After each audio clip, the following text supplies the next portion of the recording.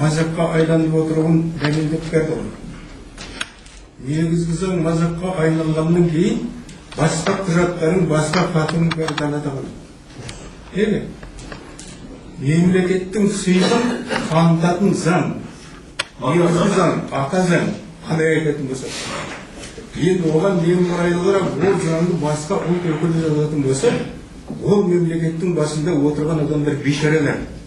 Фактически солай. Ұлтқа жанашылмайтындар. Мемлекеттің қамқор мүддесін ойламайтындар. Тек қана мына жерден шығып кету үшін көзбояушылық жасалған заң болды. Ол өйткені аударма, бізде керемет аудармашылар бар. Оларға берілмей тұр. Керемет жазатын бізде заңгерлер бар қазақша. Оған берілмей тұр жаңа қырғыз мемлекеттерін. Сонда ол ата заң кім үшін жазылды? Қай мемлекеттің, қай ұлттың мүддесін жазылды?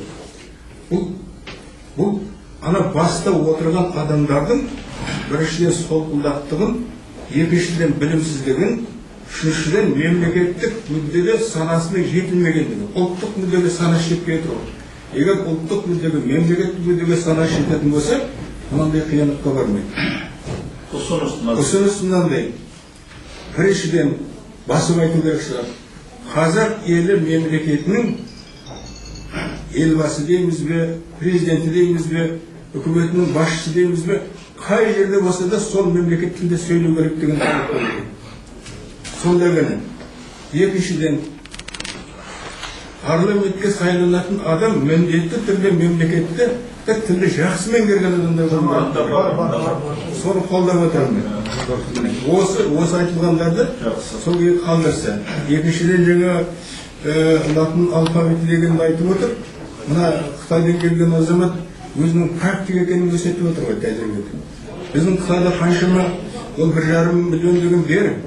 Оның көбі Қытайдан жүрген қазақтар бар онда. Мына өзбектер латынға көшіп отыр, оның білімі ол 2 миллиондай бар шығар осында. Көбі өзбек болып жазылды.